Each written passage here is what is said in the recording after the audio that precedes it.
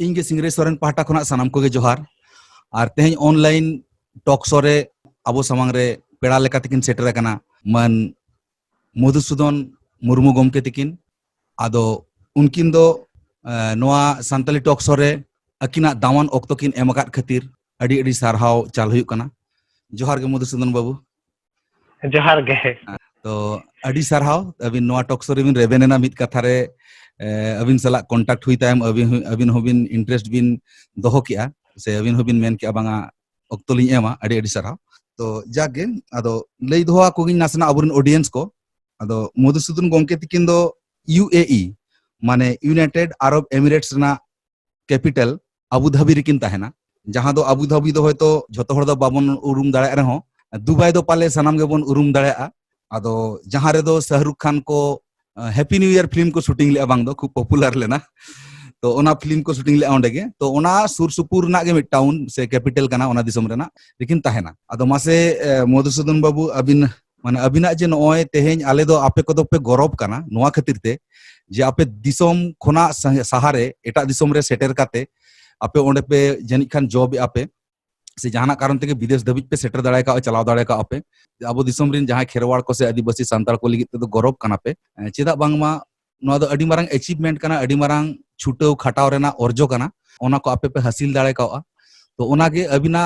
जीवन कहानी रे निहती ओंकाना गे जहाना गे बा जहाना मेना गया जे चिकते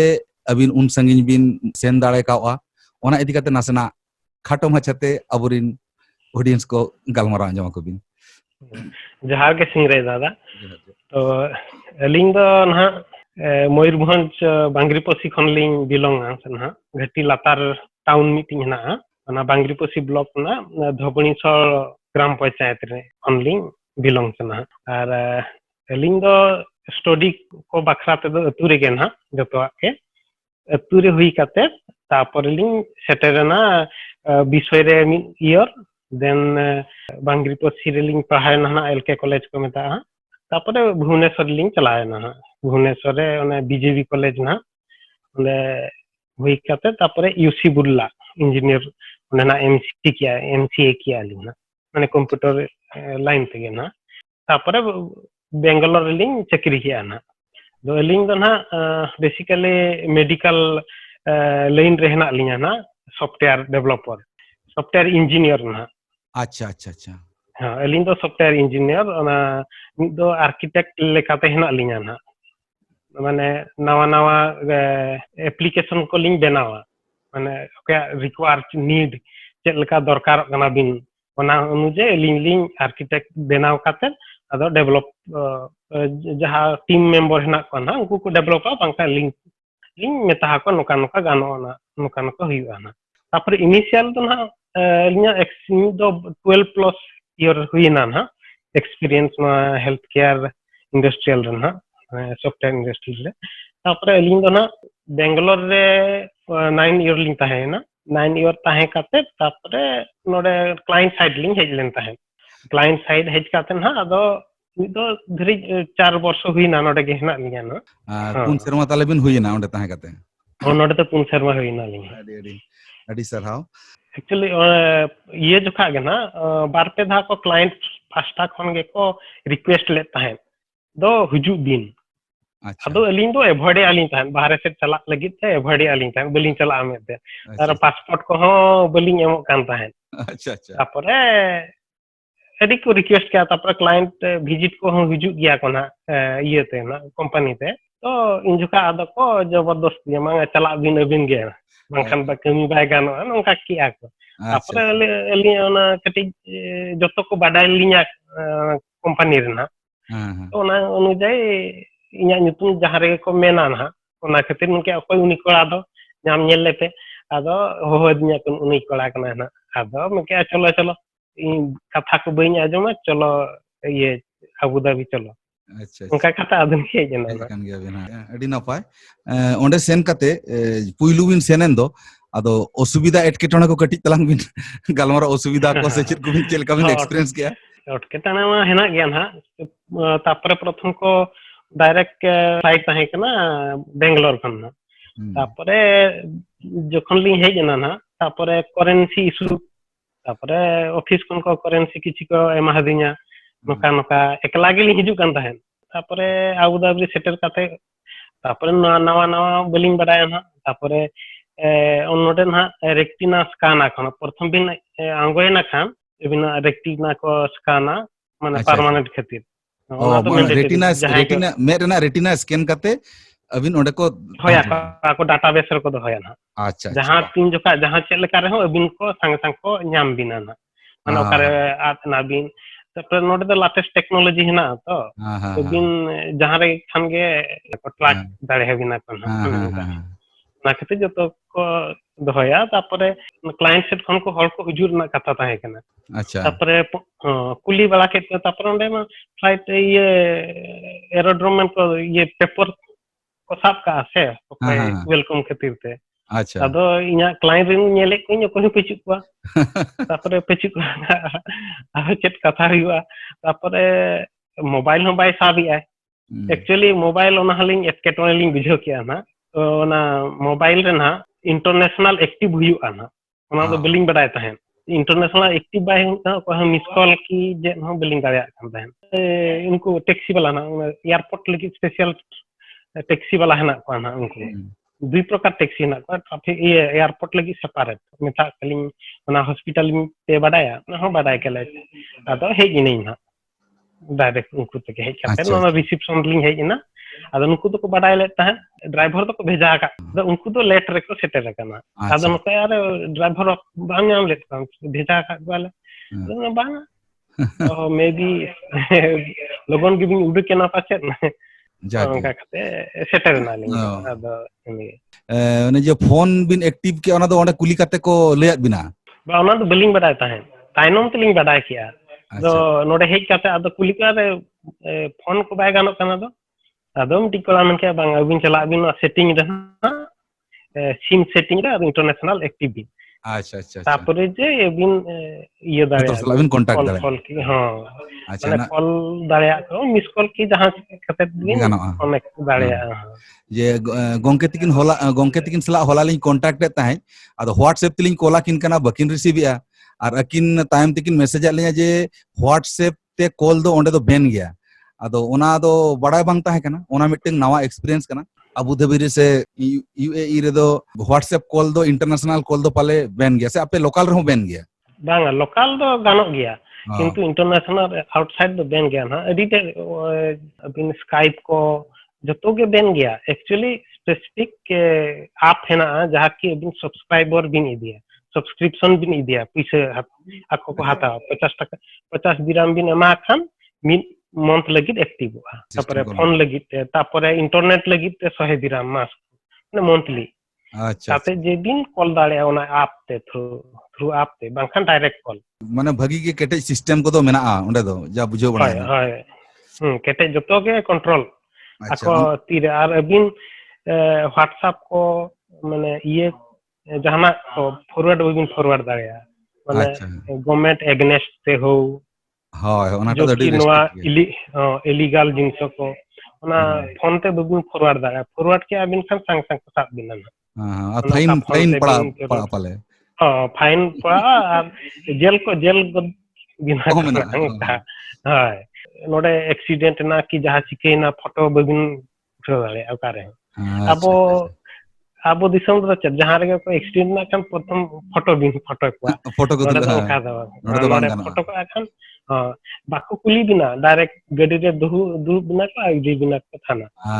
ओना तो नासे नासे लिं आंजम का जे पब्लिक प्लेस करे फोटो तुलो रह अबिन एकला बिन तुलो कन खान मा नपाय कथा जदी होड़ा ओना रे जदी इमेज बोलोयना माने होड़ को ओना सावते को मेसा तरायना सेल्फी सलाते ताहले खान दो अबिन केस बिन जम किया ओना तो लिं आंजम माने तीन जका अबिन बिन हाता किया जदी उनी डाउट या आर मेना बांग इना पाचित इदी का के उनी हेज काता तो फोन नेलते बिनाय जदी पिछु अनी के ठीक गया अच्छा अच्छा अच्छा हां बांखान मिदन कागे पब्लिक प्लेस करे माने विजिटिंग एरिया ओका करे नेनेल लगी को बनाव का ना ओना करे हो फोटो बिन प्रॉब्लम बांगा किंतु एटा हड़ा दो आलो मेसा मा हां आर मिटंग इतनाኝ बड़ा हचो बना जे नोआ जहां दिसम रे मेना किना जनि खान ओंडे दो मेजॉरिटी दो तुड़ुक दिसम कना बांग तुड़ुक गे को सांगेया ᱟᱫᱚ ᱚᱱᱟ ᱱᱚᱰᱮ ᱞᱮᱠᱟᱛᱮ ᱩᱱᱠᱩ ᱜᱮ ᱦᱮᱱᱟᱜ ᱠᱚᱣᱟ ᱱᱟᱜ ᱟᱨ ᱛᱟᱯᱚᱨᱮ ᱵᱟᱦᱨᱮ ᱠᱷᱚᱱ ᱜᱮ ᱡᱟᱦᱟᱸᱭ ᱠᱚᱠᱚ ᱦᱤᱡᱩᱜ ᱠᱟᱱᱟ ᱢᱮᱠᱥᱤᱢᱟᱢ ᱩᱱᱠᱩ ᱜᱮᱠᱚ ᱦᱤᱡᱩᱜ ᱠᱟᱱᱟ ᱱᱟᱜ। ᱟᱹᱵᱤᱱ ᱡᱚᱠᱷᱚᱱ ᱵᱤᱱ ᱥᱮᱴᱮᱨᱮᱱᱟ ᱚᱱᱟ ᱢᱟᱱᱮ ᱟᱹᱵᱤᱱ ᱦᱚᱥᱯᱤᱴᱟᱞ ᱨᱮ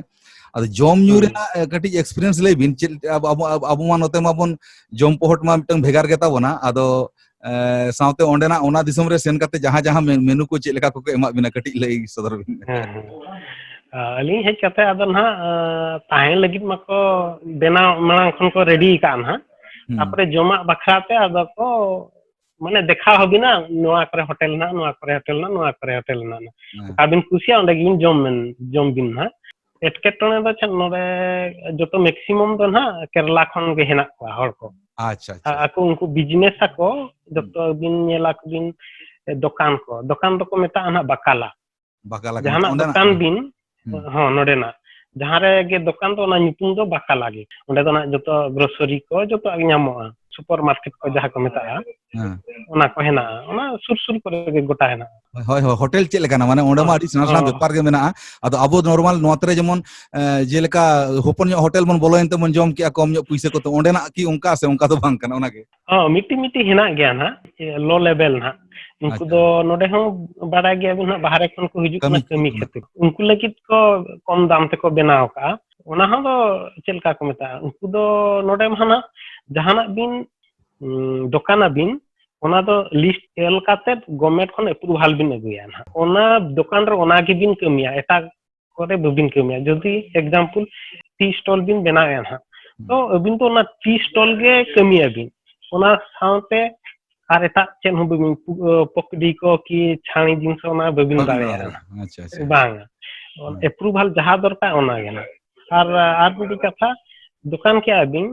किंतु दुकान हुई परे एक्स्ट्रा चेन हो बिन दाड़े माने एग्जांपल सितुमी आय तो किछि बिन केरपाल बिन लगावा कि चेल लका ओना हो बिन लगा दाड़े ओना अप्रूवल दरकार ओना हो जो कित जिनस हो ओना हो अप्रूवल दरकार अप्रूवल नाम खाते आदो बिन लगा दाड़े अच्छा माने अडी कटी कटी जिनिस हो माने माने में नजरे दोय कटी कटी जिनिस हो परमिशन हता हुआ तापरे ओड़ा करे हो जस्ती उनको को ओड़ा काना जहां परमिशन ओना गे जो बिन बिन देना बांग नोडे कटी लिंग एक्स्ट्रा लिंग देना उनका बिन दाड़े ओना अप्रूवल दरकार ओना अप्रूवल दरकार अच्छा ओना अप्रूवल माने दो ओना साथे पैसा खर्च एम हुई आर चेद हां अप्रूवल माने स्पेसिफिक ये लगी नोआ दो निनंग टका नोआ दो नियन टका बिन दुकान सामना रे टेबुल बिन लगाव दाड़े चेन हो बा जदी अप्रूवल बिन नाम का तो लगाव बिन बांग जमा को ना केरला स्टाइल गे बिन जमा ना ओका टिकटी बिन बिन ठिके का लो लेवल एरिया ओना दो केरला होटल को हेना ना ओना कर बिन जम दाड़े आर बांग खान नॉर्थ साइड ना होटल होना गया ना जो प्रकार होटल दो नाम गया ना नोडे दो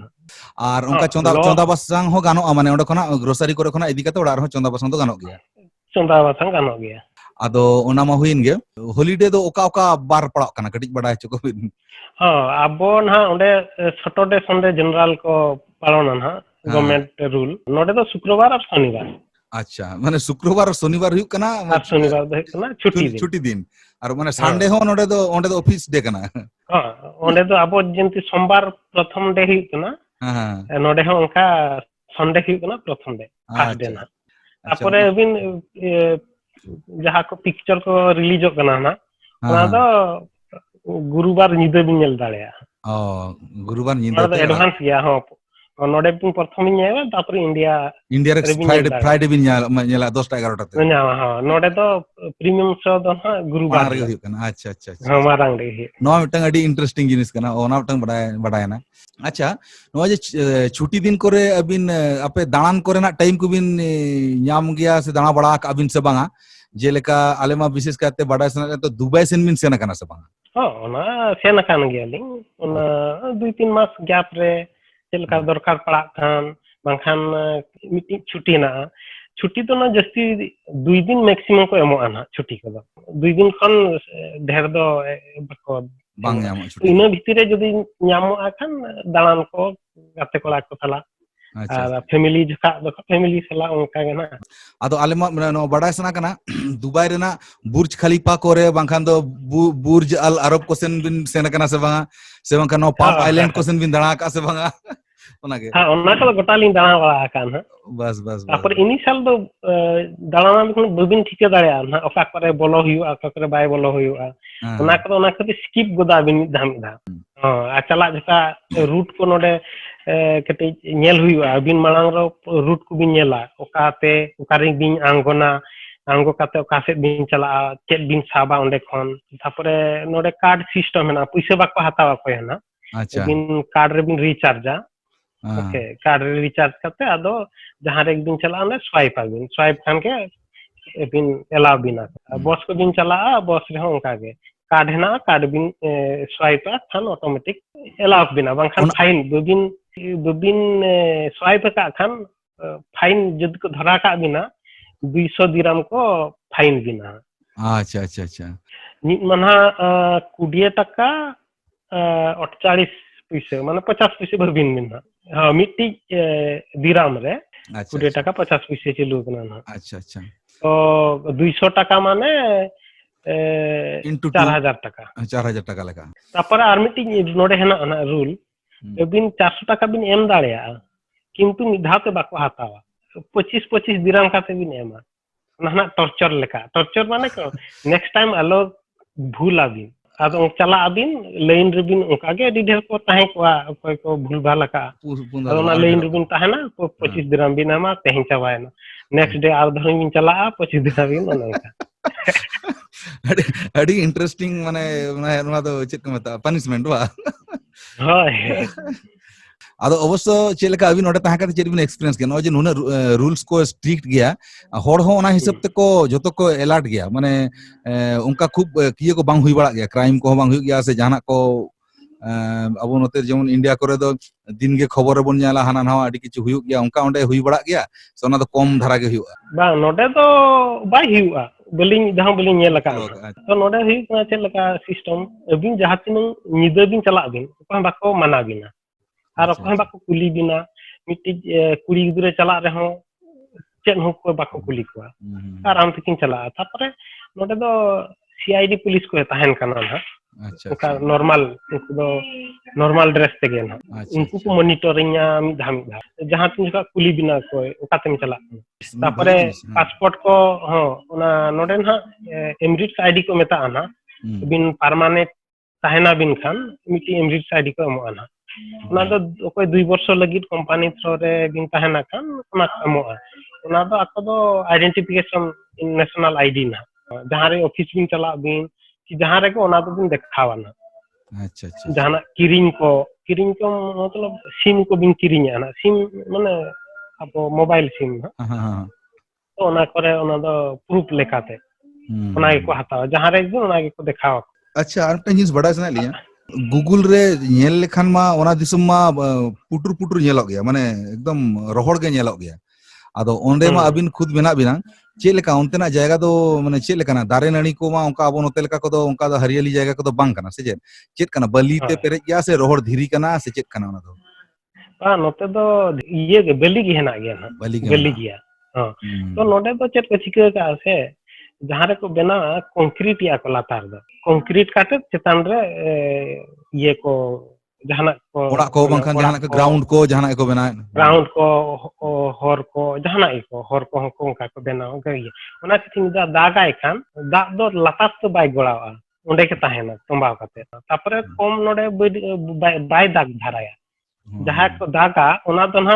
आर्टिफिशियल को मेता ना ओना को दा हचोया माने शर्मा खोना गेसे हां शर्मा खन के दा हचोया को स्लाइडिंग को मेता ना अच्छा जो नोडे क्लाउड हुजुआ क्लाउड माने इवन शर्मा ये रिमिल हुजुआ किंतु बाय दागा अच्छा ओना से चेक को चिके आपको चेक को चिके ओना फ्लाइट तक को मिटी स्पार्किंग को ना केमिकल को एमाना ओ स्पार्किंग काते ओना क्लाउड रे तो क्लाउड स्पार्किंग काते तापर को दा हचे तापर किछि दिन समय परे दागाय अच्छा अच्छा नाउटम भगी जिनिस बड़ा है ना माने ओना को दो माने आंजोम कना जे नोका को ये गेम खान ओंडे दो प्रैक्टिकल हुई गया ना मिटंग बड़ा है ना तापरे प्रथम दो फास्ट उनका को दा हचकिया रुवे ना को हड़ को एडमिट ना को डी हड़ कोई ब्रीथिंग प्रॉब्लम को उनको हेना को ना आदो को फ्रीक्वेंटली बाको लगाला तापरे मासरे 15 दिन रे मिधा तापरे न्यूज रे को एमान हा न्यूज रे को एमान नोआ दो स्लाइडिंग दा कना हा लेकिन हर बाको लहद माना खना को प्रिपरेशन माने इयर को तहना माने लहर दो को लहद गया नोडे दो अडी दा किया एखन बाहर को कोड़ा को जनरल कोड़ा को बाहर को दोन बड़ाया कटी खुशी से उनका तो एमनी में बाको नाम होदा दा में बाको नामा आर नोते दो ना दारे बुरु कथा ना दारे को हिना गया ओना दो स्पेसिफिक एरिया करे हना ना दारे को ना ओना दारे करे दो नोडे मिटी हेना ईच दारे माने दारे पीछे मिटी पाइप ताहे सप्लाई पानी दा ना जेमन अब नोते दो आज कते गे दारे उनका दो ना ओंडे दो बांगा पाले उनका दो बांगा हो माने बनाव का को रोहय का को ओना लगित ते पाइप को व्यवस्था का अच्छा अच्छा पाइप को व्यवस्था का तापरे लोन को बनाव का रास्ता साइड करे और नोडे मा बड़ा गया मिनी सफा सफा सुथरा जतो चेक हम बेबी नाम दारे और बाहर को बलि हो बेबी नामा जो काते सफा का सदा और मिटी कथा नोडे ट्रैफिक को बड़ाया बिन ट्रैफिक मास्टर को तो पचिक पाना हां कंप्यूटराइज के ना सिग्नल ओना जतो को मानावा मैंडेटरी ओना रूल रेगुलेशन कर दे जदी जहां जदी बाको माना खान ताले ओना मा उनको पुलिस को तहन कना पाले से जेलगा ओना दो गोटा कैमरा लगाव कना अबिन बबिन ये दाड़े अच्छा ओना प्रूफ माने फोटो को उठाव काते प्रूफ को देखाबिन ओबिन पारम का सिग्नल पारम लगी 800 टका 1000 टका उनका को फाइन चेलका बिन पारम का ना बिन जका टाइम रे ओना टाइमिंग वाइज हन सेपरेट अबिन बिजी टाइम रे खान फाइन डिफरेंट और ये टाइम रे खान अलगा टाइम रे दो फाइन कम टका ना उनका उनका आर मिटिक भागी कथा एक्सीडेंट में हुई गया ना एक्सीडेंट करे दो तापांग को दो बांगा खाली जस्ट हैंडशेक किया अबिन पुलिस को हिजुआ तापरे इंश्योरेंस का अबिन से नोड तो मैंडेटरी ना इंश्योरेंस वाला को हिजुआ क्ले नेला को कोया भूल कना निनंग टका जमा दिन फिनिश अच्छा अच्छा ओना ना ako तापरे म्यूचुअल मिटी दो को म्यूचुअल गया ना ako किन पुलिस बकिन हो कना कटिक नोडे स्पीड रे जतो चलुआ से स्पीड ते नोडे को एम का नोडे 120 किलोमीटर पर आवर से लगाई भी नोडे 60 रे और ओना को मेना खान फाइन अमा भी ओना खातिर ओना तीन स्पीड ताहे को इन स्पीड ते दिन चलुया तो इन टाइम रे निधम दा असुविधा गया ब्रेक गोदा को तो पिछले से तकी तपकी को हो गया हां अच्छा ताले खान दो उनका दो अबिन आर तीन दिन गान तहन लेकाना परिवेश परिस्थिति मेना ओडे 3 दिन गान बिन तहना से चेलका मना रुअल कथा लिंग चलु काना माने प्लान का लिंग रुअल लिंग हां जहां तीन लगन लिंग रुअला किछि किछि कमी हना ना ओना को चाबा कता दिन रुअला ना माने अबिन दो उइहर दो अबो दिसम रे ताहे कते के कमी रे इच्छा दो मने रे दो मेना हां इच्छा दो अतुरे गना कारण नोडे मा इन फ्री बेबिन बुझेदा खाली पैसा इनकम लेका लेखाते ही माने कमी भी आ चेन होना एंटरटेनमेंट खातिर उनका बेबिन मनो इच्छा बेबिन दाना दाड़े कि कासे दाना दो दाना किंतु टाइमिंग को प्रॉब्लम एटा करे अब अतु करे जहां रे बिन चला ये किया बिन उनका दो नोडे मा बांगाना छुट्टी दिन करे बिन चलान खान दो चलो बॉल एने हुई कना कटी जेल चला हुआ अब अंते नवा इंडिया रे खान दो आर बांकान हांडे तेज पाता हुई कना चलो बन चलाव लेन गे ओंडे मा उनकना मा बांग गनो ओके तापर ओंडे लाउड स्पीकर हम बाको लगा बाहर से ओनली स्पेसिफिक परमिशन अगु काते स्पीकर बिन लगे बाहर करे कना प्रोग्राम हुई ना ओना हो आको एरिया रे एनवायरनमेंट एरिया रे बिन करावा बाहर रे तो बांगाना जेंति कि एटा हर प्रॉब्लम आको को फेसा बाको फेसना कंप्लेन के आको खान संग संग को बंद होचे अच्छा अच्छा परमिशन हटाव काते लहो जदी को प्रॉब्लम ना केटा हो तो बंद आको मेन एलिंग अच्छा ओंडे मा बिन सेना कान खना माने अबिन एकला गे ओंडे बिन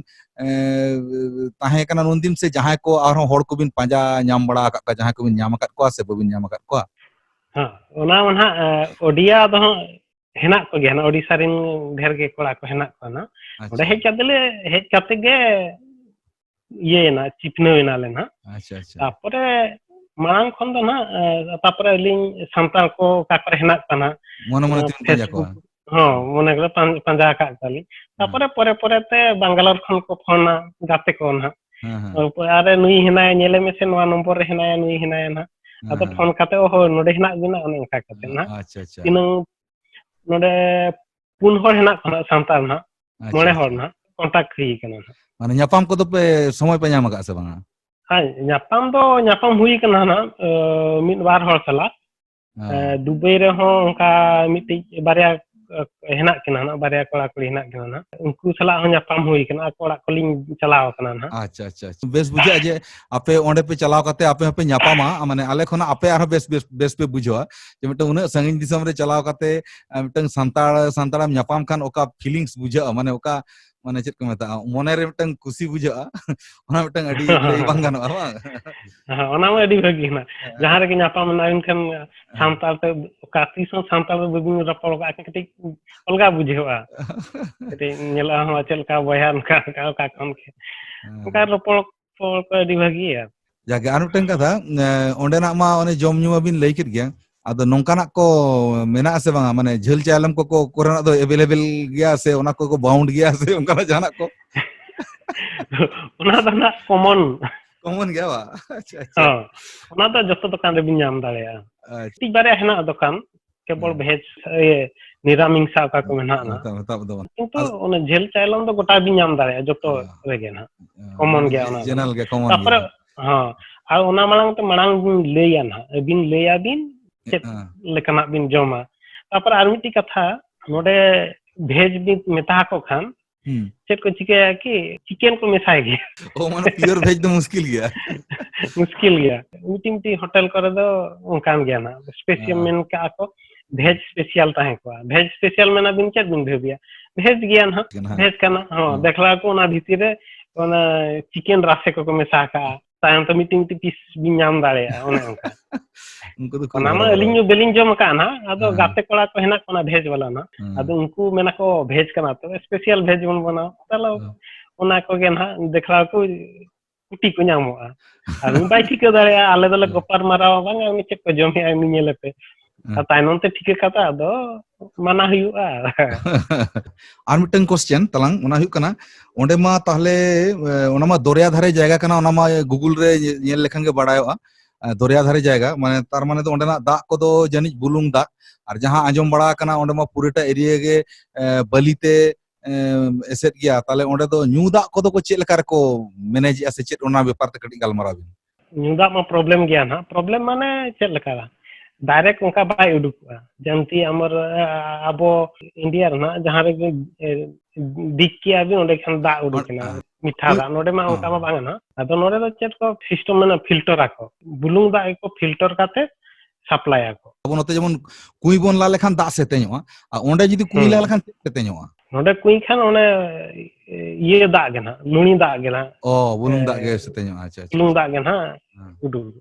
ओना खातिर ओना दो बाको न्यू बाड़ाया बाको आर नोडे बाको दिक बाड़ाया कारण नॉर्मल लेखाते के ये नामो गया ना ओना लुणी दा ना खारा दा कोका को मेता ना ओना खातिर नोते दो स्पेसिफिक मशीन हेना ना अब इंडिया रहो नेतार को बेना ऐसे चल लगा उनका मशीन जिनती की पारादीप रे बेनाव में को प्लान आगा ना अच्छा जिनती लुणी दा ते मीठा दा को ओडोका नोडे हम उनका को बेनाया तो नोडे तो ओना खातिर ते दा प्रॉब्लम दो बांगा हां उनका ना कन्वर्टर दा कना ना हो माने नेचुरल दा दो बांग जामो कना अब तो जे ला लेखान गे बांग पाइप माने कॉल बोन बीट लेखान गे दा उडुकोआ ओना दो ओंडे दो बांग कना ओना माने तापरे जहां वेस्टेज पानी ना दा ना ओका बन यूज या ना ओड़ा करे यूज हुई काते हां जहां ना दा बाथरूम कर तापर ओना दो चेट को मेता ओना को इदी काते टनल रे को इदी काते स्टोर या को ओना स्टोर दा दो चेट को चिकेया ग्रास करे को माने घास करे को एमिया दारे करे माने जतो पाइप लगाव कना से दारे को दारे पाइप तो ओना दा दो को यूटिलाइज या अच्छा अच्छा अच्छा नोडे ओना खातिर जे दा की आइ खान गे ओना दो टा से बाय चलाव दाले ओंडे के तंबाव काते ताहेना कारण नोडे ओना जे बाको बेनाव का जे जस्ती दा गाय मेते जस्ता खान समुद्र को आड़ागा उनका कुछ नहीं नोडे दो खाली टनल काते ओंडे को बंद और ओंडे खन दा दो बाय चलाव ना पूरे तेरे जना खान ओंडे दो तंबाव काते ताहेना ओने अच्छा अच्छा हां अदो उनका दो ओंडे ना नेल जोंग प्लेस को चेत चेत को मेना मासे हां नोडे नेल जोंग प्लेस दो डिढेरे ना बेबिन चाबा दाड़े ना अच्छा अच्छा मिटी मिटी हेज काते हो मिटी मिटी बेबिन ठिका का हो नोडे नकाना हेना में नोका हो हेना गया ना तापरे डॉल्फिन ये को तापरे सेना सेना बिल्डिंग ना एमरिट्स बिल्डिंग को बुर्ज खलीफा को एमरिट्स आरब को तापरे पाल्म बीच को पाल्म आइलैंड को ना ओना दो चितान खन दिन नेला खान होय नेलोआ धरा जब डायरेक्ट दुबई दिन चला ना फ्लाइट से तो ओना मिधा तो नेलो गया ना लाइटिंग नोडे मा लाइटिंग गोटा को लाइटिंग लाइट हेना तो ओना हो ठीक गया चल लका पाल्म लेका जेंति पाल्म माने नो आबो बन मेता खिजुर दारे आ तापरे नोडे मा जस्ती खिजुर दारे गे हेना ना तो ओना खिजुर दारे सेप नेला बे आ भीतिर बुन बोलो खान बबिन ठीक दारे आ कि आइलैंड बिन बोलोयना बोलो कना मतलब होय होय होय हां माने मनमिया नोका क्रिएशन ओंडे ओंडे मत नोकान क्रिएशन जे उन मारांग जिनिसते माने चिकत को बनाव का ओना दो माने मेते बांग नेल लेखान बांग इमेजिन नामो बांग ओना हो तिनु लातार कोन ओना साइड साइड दे डी सेना सेना ढेउ को हिजुआ ढेउ माने डायरेक्ट बैक वाटर हो हेना डायरेक्ट सी वाला हो हेना डायरेक्ट सी वाला तो सेना सेना वेब हिजुआ माने अब ढेउ हिजुआ और ओना खातिर बाको ढेउ बाको हिजु लगी चेक के बैक वाटर को बना निजे डिगिंग आ कना निजे को बना ओना नोडे मा भिरी मा उनका पचु नहीं है खाली बलि के तो ओना को बलि को रखा पाता अंदर दा को आड़ागा ता ओना दो कृत्रिमो सी लेका बना ना तापरे जतो होड़ा बोट को हेना ना नोआ करे सी साइड को हां हुडिंग बोट को सेना बोट को कागे हेना गया ना तापरे अबिन हो पुइसे इदी काते बोट की हताव काते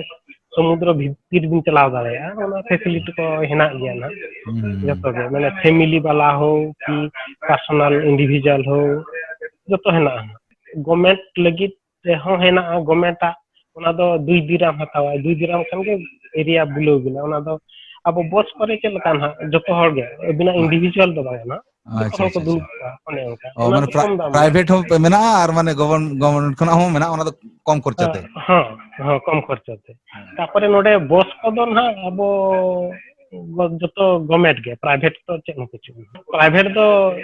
मिटी धरा एग्जांपल बिन गडी किन बना का बिन साउंड मिटी दिया ओना दो इलीगल गे ना माने एटा हड़ हताव दाले ओ माने एटा हड़ दो माने ओ चिन्ह फोड़ दो बबिन दी दारे बबिन दी दारे ओना दो इलीगल ओना खातिर साब बिना को खान फाइन बिना लहियो आमी दो कोय कना बिना ना फैमिली मेंबर बिन लेया खान ओके अच्छा बांखान सासा ओना को रिजुर को साब माने नो जे नोआ बडायक कना नोआ हम अडी मारंग चेदो जिनिस कना जे भारत दिसम तिना स्ट्रिक्ट और अब तिना फ्री सही मेना बोना एनहो ओना रे अब माने भगीते बाबन व्यवहार पूरा दाड़ा बाबन कमिर बाबन लगा दाड़ा आर मिटन जिनिस हुइना इया मने जेहेतु ओंडे दो अडिगान कंट्री रिन होड़ ओंडे दो को सेना कान गया माने कमी खातिर हुयु जाना खातिर हुयु और ओंडे जे चों ओंकान फैसिलिटीज को एम अकात गया जे भारत दिसम होड़ को हिजु दाड़ा मको नोडे कमी का कंट्रीब्यूशन दाड़ा मको आदो ओना खातिर ते पाले उना दिसम होड़ को कंट्रोल कोआ ओना लगी तो नो जहां डिसिप्लिन को नोंकाना डिसिप्लिन मेना खातिर तेगे पालन उनको को कंट्रोल दाड़ा को कना ओना खातिर मैं हड़ को मेना से कोई को सेना सेना मेना को गुंडा को नोडे गे हेना को ना तो सरी गे कारण नोडे हेजना को उनको डिसिप्लिन रे को ताहेना कि नोडे चेन बा बिन चिके दारे अक्वा रूल एगेंस्ट रूल रे बिन ताहेना तो जतो एला वेलकम तो जतो हड़ गे ना किंतु आको अंडर रे बिन ताहेना जहाना रूल जतो हड़ लगी मिटी नेता हुई रे हो उनको रूल रे के ताहेना मिटी शेख जायद को मतलब उनी मेन हेड कना है ना उनी चला रहो रेड लाइट कना खान रेड रिंग ताहेना बिबिन पारम हां नोतन जंती नेता को चलाना खान बोंदा को हर को उनका नोते बाको करावा उनका करावा खूब कम जंती की बाहर खन मिटी हिजु कनाय तो ओना अनुଯାयी को बनाओ किंतु ओना हो रेस्ट्रिक्टेड माने एडी कम बबिन ठिका दाड़ा को हेजना को चलाना कारण ओका त बंद हर तो बाको बना अडी भागी जिनिस तो ओंडे खना अडिगान जिनिस ताले अबिन बड़ाय अगुइया ओंडेना जहां डिसिप्लिन सिस्टम रे खोरेबिन ताहे दाड़ा कना ओना मिटन अडी माना जिनिस ओंडे हो ताहे काते ओना को जिनिस माने चेर अडी कमी रे लगा तायम दाराम अबो अच्छा नो जे एडुकेशन तालाते जहां जहां बिन एक्सपीरियंस का जे अबिन नो जे इंजीनियर बिन कराव का तो नोआ इदी काते अबिन होयतो उन जखन बिन नोआ बिन पढ़ा कान उन दो बबिन उहिर का नोआ नुना चेक को मतलब वैल्यू बड़ा जे जहां दिसम बारहे करे हो aling ko khoj dale linya se bin uher ka tahaj manang khona ge je aling nongka mid dhaw gan do bahre disam lin chala ase chet buñ badaya to noa noy oka beparta noa idi kate aburin nito jaha juwan ko to unku idi kate nasena abin bar katha men bin aling pun jaka ling pahak jaka tapore abo ma bon baba aye ko ma murkha dhara gaya ko murkha mane means ये विषय outside जिनस को check check हुजुक ना check लका पढ़ाव हुआ ना मा बाको बडाया ना तो उनका अलिंग हलिंग पढ़ाव जका कलिंग जितने प्लस 3 लिंग कंप्लीट किया ना अदो अलिंग बिलिंग बडा है ना नेक्स्ट लिंग पढ़ाव ना तापर उनको कोड़ा को ना छतिक को सला कथा बार्ता अदो को उनको को मेना नोआ पढ़ाव में ओना उनके अलिंग दो ना इंजीनियर लिंग ले हेजना इंजीनियर लाइन में ना प्लस 3 प्लस 2 का तो इंजीनियर का kan गाना प्लस 3 के आली आदम का एमसीए दिन एमसीए ना master in computer application computer line रे चला गए अब ना एंट्रेंस इसला हिजु ना इंग्लिश बिडिंग बडाय लेता है उनका को उनको पढ़ा को मेना नोआ हेज कना नोआ अप्लाई में फॉर्म फिलअप अब उनको चला गए फॉर्म फिलअप अब फॉर्म फिलअप के क्या बेस्ट रैंक को हेज ना तापर रैंक हेज करता अदलिंग कुली के को ओड़ा करे नो नालिंग एम लेता है आर नोका नोका हेज कना नो दो चे लका बिलिंग बडाय ना अब ओड़ा करे को कुली के को एटा ऑफिस करे ना नो दो चे पढ़ाव हुआ नो चे अदो कुन के नो दो बेस कना ओना जे अदलिंग पढ़ाय ना तापर नेतार मा कोड़ा अब संताल को कोड़ा कुई को ढेर को एडवांस ज्ञान है ओकोय खुना चक्री गया को ओकोय आय बाबा को चक्री गया उनको तो एडवांस गया ना और ओकोय आय बाबा बाको चक्रिया उनको तो कटे बाको उपरुम दाड़े कि आइडिया बाको नाम दाड़े कि चेल बन चिकया चेल का पढ़ाव नहीं का करिन चला आनवा लगी तो पढ़ाव हुआ जहां होड़ा गना एम मा ताहन गया ना तो ओना एम फुलफिल लगी ते चेत पढ़ाव हुआ ना बबिन बडाया तो ओना छतिर ते माने जहां को कोई को हेना को ना बिन टीचर को मेंटर को हेना को ना उनको बिन कुड़ी दाड़ा हा को कि ओना लगी चलका हुआ पढ़ाव हुआ तापरे नेतार मा इंटरनेट टिक एडवांस ना तो ना करे हो बिन आइडिया तो nyamok सर्च दाड़े आइडिया को nyamok गया ना नेस करे ना किंतु ओना के सर्च बिन गूगल बिन रहो सामता को नेल का को इन बाको गूगल रे हो डिटेल nyamok किंतु सिस्टमेटिक गूगल दाड़े दरकार ना माने ओना सर्च क्राइटेरिया टैगलाइन प्रॉपर बिन सर्च kan सिस्टमेटिक बिन नाम दाड़े बांखान एडिट ठीक जिंस बिन नाम दाड़े नामा बिन किंतु प्रॉपर जिंस बिन नाम ओना सर्च लगी हो आइडिया दरकार तापर जहाना बिन सर्चा कि ये लगी थे बिन चेकिन कमी होचे माने अलिंग सॉफ्टवेयर लाइन ते हेना लिंग तो सॉफ्टवेयर विषय लिंक खोजा नोआ दरकार तो जतो जिंस हेना तो ना सिस्टमेटिक अब संता को कटी कम हेना ना अलिंग भबी है ना ओना कते ओना को कटी इंप्रूव खान एडी भागी है जाके अडी नापाय अच्छा साबबिन नोय अबिनो बांखान सॉफ्टवेयर इंजीनियर सेते ओंडे जॉब तलातेबिन चलाव कना और जहां हड़ को नोंका भागी ओलो पढ़ाव बांग तुलुज ते कि ओंडे मा चलाव कुन हतो अडिगान मेना को आली आंजोम का जहां दो कमी को मिस्त्री को बांखान दो राज मिस्त्री को बांखान जहाना को स्किल जहां मेना तकवा आदो उनको को सेन लेन खान ओंडेना ओना इदी कते कटिज लेबिन चेत लेकाना को चिका हुया को उनको तो कॉन्ट्रैक्ट थ्रू को हिजुआ हेज कता दो चेक तो पासपोर्ट को ओना दो मैंडेटरी हिना तकवा ना पासपोर्ट को डिपॉजिट दिता तापरे को हेना को ना मेंट को को अगु का को कंपनी थ्रू खन तो उनको जम न्यू तो एमो आ जतो गे और ताहे खातिर दो ना साइट रे को दहो को सेफ्टी पर्पस हो ढेर को एमो गया सेफ्टी माने बिन मैंडेटरी नोका हरब बिन नोआ चिके बिन नोका तो एमो गया तापर नोते बड़ा के नि एडिस उसूल बिल्डिंग को बनाओ हां तो ओना खातिर सेफ्टी यदि मैंडेटरी नोडे ना ओना को तापर कोई को हुजु साना को खान ओना ना कोई का लेवल ना माने मिस्त्री को हेना को उनकुआ तो बाय कंपनी थ्रू को हुजुआ तापर कोई पढ़ाव कना को माने बिन दिन बाहर बिन चक्री सनाय बिना डायरेक्ट हो हेज दाड़े बिनोडे चक्री काते तापर नोडे पीजी को हेना ना पीजी अबो बेंगलोर को हाँ हेना गया ना पीजी को जेमती पेइंग गेस्ट ना मंथली बिन एमा और ताहेना बिन और खर्चा बिन कमी को ना यामो गया कमी को ना नोआ करे खर्च दाड़े आबिन तापरे ओना अनुଯାयी नेला बिन तिनंग पैसा को तापरे पैसा वाइज तिनंग बिन ठीक दाड़े से बंग बिना क्राइटेरिया तिनंग ना तिनंग यामा बिन खान ताहेना बिन निया बिन और ओड़ा लगी बिन दो दाड़े ओका तापरे एडी होड़ ओका को हेज कना तो होटल वाला ना दिन मिटी होटल वाला हो कुली लेट पाली तीनों दिन के तहेना उनको को मना आले ओढे वर्ष रे ना बाले ते रुवेड़ कना ओड़ा करे गित्र को बली बाले नेल का तो ओनका हो हेना के अडी को 2-3 वर्ष को बाको रुवेड़ कना तापरे मैक्सिमम नोरे दिन नेल पा टैक्सी ड्राइवर को हेना को ड्राइवर को हेना कना ओरे इंडिया खन रिले हेना को यार एटा सर्विस को डॉक्टर को दिन दिन डॉक्टर को हेना नर्स को हेना को उनको तो प्रायोरिटी तो प्रथम ना डॉक्टर और नर्स अच्छा अच्छा तो कोई नर्स सनाय बिना खान हेज काते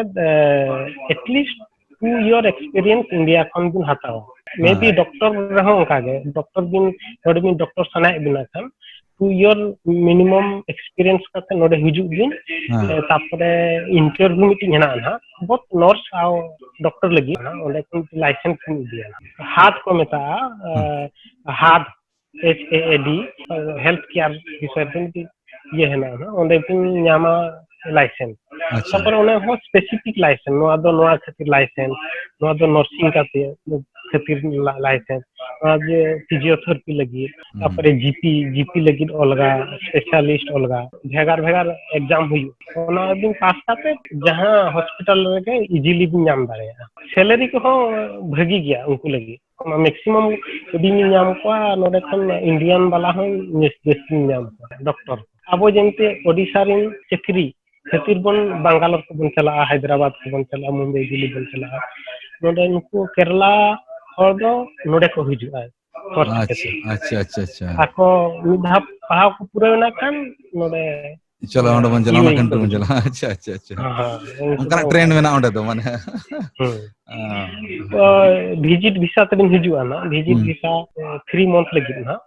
हेज काता आदो दिन सर्च काता आदो न्यामा खान आदो परमानेंट को वीसा दिन मा ओंडे कोना गानो आसे दूसरा हिजु आर होना ओना गानो आर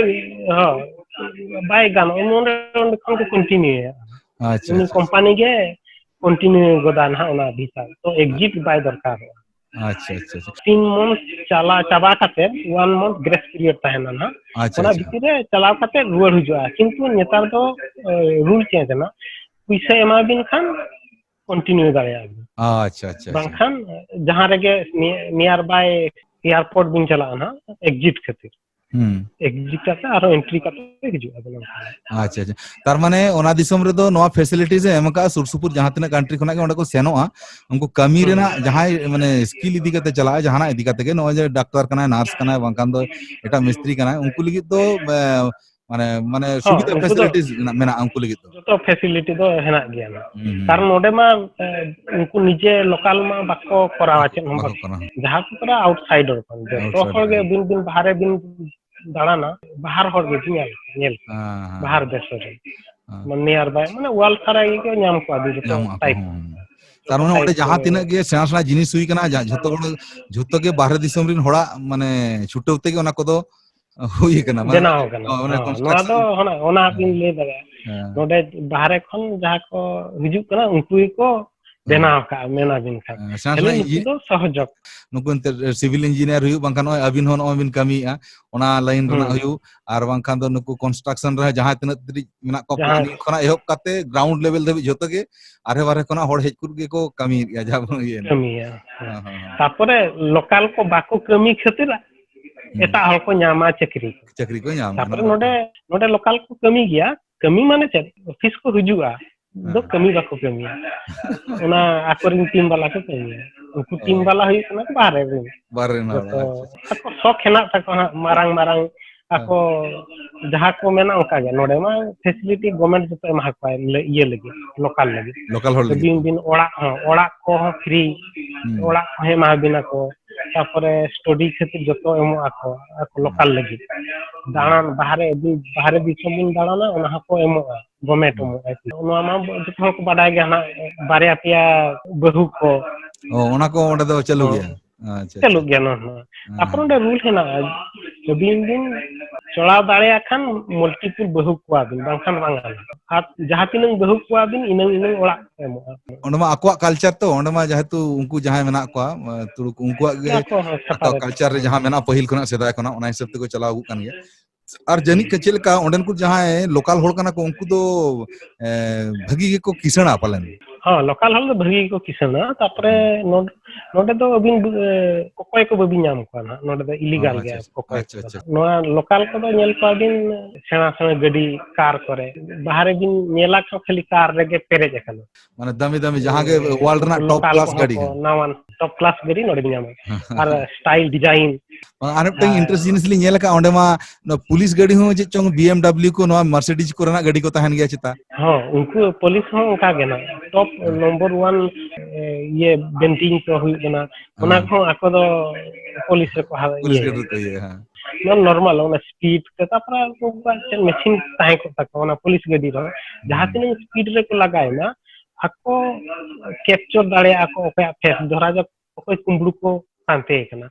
तो आको ओना रास्ता रे चला रहे हो ओना इन स्पीड के कैमरा को कैप्चर होड़ा फेस अच्छा अच्छा के दाड़े को कोई कुंबड़ू कना अच्छा अच्छा तापरे गाड़ी को हो ओका गाड़ी दो एक्सपायरी कना ना लाइसेंस किछु ताया ओना को ओना गाड़ी पारम जसन के संग संग ठीक नोडे नियम मोने टिंग गाड़ी एक्सपायरी कना संग संग कॉल है जो पुलिस उठे दिया ओना गाड़ी माने टेक्निकली अडी को डेवलप माने ओना को तो यूज खूब जोर आको ये रहो ओना भाई को तापर बिन कोई मॉल करे बिन दान कना खान क्रिमिनल लेखा मॉल करे बिन दान कना खान ओना मॉल करे कैमरा हम को आइडेंटिफाई को दाबिन नुई दो क्रिमिनल कना संग संग पुलिस हेज खातिर दे सब टेक्नोलॉजी नोडे को यूज है तापर बिन नेतार कोविड टेस्ट लगी सेकंड को टेस्ट या पे 2-3 सेकंड रे टेस्ट कंप्लीट अब ओंडे ढेर टाइम को लगाया ना नोडे दो एटा टेक्नोलॉजी को यूज है संग संग टेस्ट को दा आ तापर नोडे दो मैंडेटरी ना जतो हल के टेस्ट मैंडेटरी अच्छा अच्छा ओनते ना ओना दिसम रे प्रोडक्ट इदी कते बाला इले चेट चेट को ओनते लोकल जहाना को चेट को सस्ता से चेट को न्यामोआ संगे के हां नोडे दो हां इलेक्ट्रॉनिक जिंस को बड़ा दे कम धरा गया टीवी को मोबाइल को ओना को कम धरा गया तापरे नोडे दो खिजूर डेट्स को मेता ना खिजूर ना ओना दो गोटा गे नामो खिजूर दो सस्ता धरा तापरे वेराइटी हिना ये नावा हर को हेज ना खान उनको लगी दो नोडे दो डेट्स को एमा को इति स्पेशल पैक खाते एमा को अब गिफ्ट रिटर्न गिफ्ट को का बांगा हां खिजूर को इदी काते गा हम अलगा अलगा टाइप को बनावा को माने हां मीटिंग द सीड बाको दहया आ मिटी जांग भीती रे एटा मिटी चॉकलेट लेका को दहया अच्छा उनका हम बेना का ओना जे रिवर्स को रैप का ना हां रैप करते को प्रेजेंट को तो अडी घड़ी लांग गालमराव किया तो ठीक गया अदो मुचे रे नसना कुली बिना अबिन ताले नोते हेज काते चेत को बिन प्लानिंग का मना कटी आंजम लई बिन आर इन तायम तम तला मुचे सलांग अगुया बिन लिंग नोन हा कंप्लीट नोडे जहा कंप्लीट रिवॉर्ड हेई काते ना अदो लिंग भेबी काना भुवनेश्वर रे जहाना लिंग बडाय का ना टेक्नोलॉजी का अदो ओने ओंडे लिंग अप्लाई आना अच्छा अच्छा अच्छा निजर ये काते लिंग बनाओ लिंग प्लान का ना निजर ला निजर सद माने निजेते बिजनेस बिन स्टार्ट लिंग बस बस अडी भागी जिनिस तापर ओला सुर करे ओला ओना बिजनेस हेना ना ओना करे होलिंग माने पैरेलल तेलिंग कमिया ना बस बस ना तो सरी कथा नोमना रहो लई कन गया जे अबो होड़ रेमा बिजनेस रेमा खूब मा बाबोन पहिल खना मा बचु अन ताबोना तेहेन अबो बोन नोय अबिन तेहेन नोवा को इदी कते बिन नॉलेज का देश दिसम बाहर बिन चलाव कानते बड़ी किछु एक्सपीरियंस बिन न्यामा का और ओना एक्सपीरियंस को से बांखान अबिन मिठेन काते तेहेन जदी बिजनेस रे बिन आगोन काना उहिर दोहे अबिन नोवा लगित ते अडी माने अबो माने अडी सरहाव लिन चाला चेदा से अब बिजनेस रे नॉर्मली होड़ बाबोन हजुआ ᱪᱮᱫᱟᱜ ᱥᱮ ᱥᱤᱠᱤউᱨ ᱫᱚᱵᱚᱱ ᱢᱚᱱᱮᱭᱟ ᱪᱟᱹᱠᱨᱤ ᱜᱮ ᱥᱤᱠᱤউᱨᱟ ᱟᱨ ᱵᱤᱡᱽᱱᱮᱥ ᱠᱚᱫᱚ ᱨᱤᱠᱥᱟ ᱵᱤᱡᱽᱱᱮᱥ ᱨᱮᱫᱚ ᱛᱤᱱᱟᱹᱜ ᱵᱚᱱ ᱫᱟᱲᱮᱭᱟᱜᱼᱟ ᱵᱟᱵᱚᱱ ᱫᱟᱲᱮᱭᱟᱜᱼᱟ ᱱᱚᱣᱟ ᱢᱟᱲᱟᱝ ᱨᱮ ᱚᱱᱠᱟᱱᱟᱜ ᱵᱟᱝ ᱧᱮᱞ ᱵᱟᱲᱟ ᱟᱠᱟᱱᱟ ᱛᱚ ᱡᱟᱜᱮ ᱛᱚᱵᱮ ᱡᱮᱦᱮᱛᱩ ᱟᱵᱚ ᱥᱳᱥᱟᱭᱴᱤ ᱨᱮ ᱱᱚᱣᱟ ᱡᱷᱚᱛᱚ ᱡᱤᱱᱤᱥ ᱜᱮ ᱞᱟᱹᱠᱛᱤ ᱢᱮᱱᱟᱜᱼᱟ ᱵᱤᱡᱽᱱᱮᱥ ᱦᱚᱸ ᱞᱟᱹᱠᱛᱤ ᱠᱟᱱᱟ ᱵᱤᱡᱽᱱᱮᱥ ᱪᱮᱛᱟᱱ ᱛᱮᱦᱚᱸ ᱞᱟᱦᱟᱜ ᱫᱚᱨᱠᱟর ᱠᱟᱱᱟ ᱟᱫᱚ ᱚᱱᱟ ᱟᱹᱵᱤᱱ ᱵᱤᱱ ᱴᱷᱟᱹᱣᱠᱟᱹ ᱟᱠᱟᱜᱼᱟ ᱚᱱᱟ ᱠᱷᱟᱹᱛᱤᱨ ᱛᱮ ᱥᱟᱨᱦᱟᱣ ᱞᱤᱧ ᱪᱟᱞᱟ ᱵᱤᱱᱟ ᱟᱨ ᱟᱫᱚ ᱟᱥᱚᱜ ᱟᱹᱞᱤᱧ ᱟᱹᱵᱤᱱᱟᱜ ᱚᱱᱟ ᱵᱤᱡᱽᱱᱮᱥ ᱨᱮ ᱵᱷᱟᱹᱜᱤ ᱞᱮᱠᱟᱛᱮ ᱞᱟᱦᱟ ᱫᱟᱲᱮᱭᱟᱜ ᱢᱟᱵᱤᱱ ᱵᱷᱟᱹᱜᱤ ᱵᱤᱱ ᱠᱟᱹᱢᱤ ᱫᱟᱲᱮᱭᱟᱜ ᱢᱟ ᱦᱟᱱᱛᱮ ᱟᱨᱦᱚᱸ ᱥᱮᱬᱟ ᱥᱮᱬᱟ ᱥᱮᱱ ᱵᱚᱱ ᱠᱟᱹᱢᱤ ᱫᱟᱲᱮᱭᱟᱜ ᱢᱟ ᱥᱟᱱᱟᱢ ᱠᱚᱛᱮ ᱜᱮ ᱱᱚᱣᱟ ᱜᱮ ᱟᱸᱥ ᱞᱤᱧ ᱫᱚᱦᱚᱭᱟ ᱟᱨ ᱢᱟ ᱮᱱᱠᱷᱟᱱ ᱟᱫᱚ ᱪᱮᱫ ᱞᱟᱝ ᱞᱟᱹᱭᱟ ᱢᱤᱫ ᱫᱤᱱ ᱨᱮᱢᱟ ᱡᱷᱚᱛᱚ ᱜᱟᱞᱢᱟᱨᱟᱣ ᱵᱟᱝ ᱪᱟᱵᱟᱜᱼᱟ ᱟᱫᱚ ᱵᱟᱹᱭ ᱵᱟᱹᱭᱛᱮ ᱢᱩᱪᱟᱹᱫ ᱥᱮᱱ ᱞᱟᱝ ᱟᱹᱜᱩᱭᱟ ᱛᱚ ᱠᱷᱩᱵ ᱠᱩᱥᱤ ᱞᱤᱧ ᱵᱩᱡᱷᱟᱹᱣ ᱠᱮᱜᱼᱟ ᱛᱚ ᱟᱭᱢᱟ ᱥᱟᱨᱦᱟᱣ ᱛᱚ ᱟᱹᱵᱤᱱ ᱟᱹᱰᱤ ᱜᱟᱱ ᱚᱠᱛᱚ ᱵᱤᱱ ᱮᱢ ᱠᱮᱜᱼᱟ ᱚᱱᱟ ᱞᱟᱹᱜᱤᱫ ᱛᱮ ᱥᱟᱨᱦᱟᱣ ᱢᱟ ᱮᱱᱠᱷᱟन ᱟᱫᱚ ᱪᱮᱫ ᱞᱤᱧ ᱞᱟᱹᱭᱟ ᱢᱩᱪᱟᱹᱫ ᱨᱮ ᱫᱚᱥᱨᱟ ᱢᱤᱫ ᱫᱷᱟᱣ ᱡᱚᱦᱟᱨ ᱜᱮ ᱟᱨ ᱡᱚᱦᱟᱨ ᱜᱮ ᱱᱟᱜ ᱚᱱᱟ ᱥᱟᱶ ᱥᱟᱶᱛᱮ ᱥᱟᱱᱟᱢ ᱠᱚᱜᱮ ᱡᱚᱦᱟᱨ